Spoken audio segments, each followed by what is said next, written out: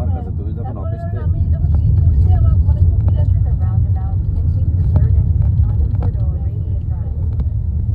Tired হয়ে গেছে তাড়াতাড়ি করতে ফ্রেশ হয়ে গেলাম আমার স্ত্রীর একটু সময় লাগছে এই জন্য আমি পারিনি আর ঘুমার সময় মোবাইল নিয়ে গেছে মেসেজ দিব ঘুমার সময় মোবাইল নিয়ে ওই কোনো সিস্টেম থেকে চার্জ করবো আমার পরিস্থিতি ওইটা বলতেছি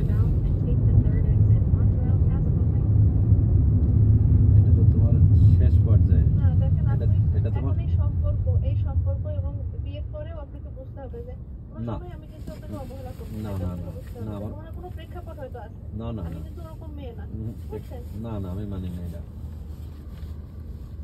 আমার কথা হচ্ছে তোমার যখন প্রোগ্রাম হবে তখন তুমি প্রোগ্রামটা জানছো না, তখন আমার জানাই দিলে হয়ে গেল। তারপরে তুমি তোমার ব্যাগ সাইড দিয়ে হোক, তুমি বাসায় 10 ঘন্টা পরে যাও, ওটা আমার বিষয় নাই। তুমি যখন অফিস শেষ হয়ে গিয়েছো তুমি অফিসে বলে দিলে যে আমি বাজার টাজার যাবো, বাজার টাজার করবো, শেষ। এক কথারও শেষ, একটা কথা।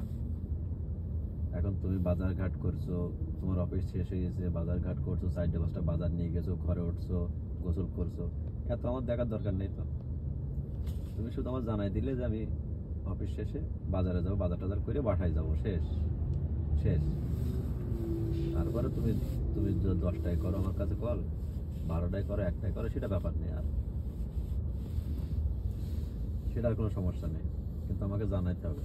তুমি না জানাই তোমার কাজ শেষ করে তোমার হ্যাঁ তোমার কাজ শেষ করে, হ্যাঁ ঠিক আছে, তোমার কাজ শেষ করে তারপরে তুমি বলবো আমি ওইটা মানি না।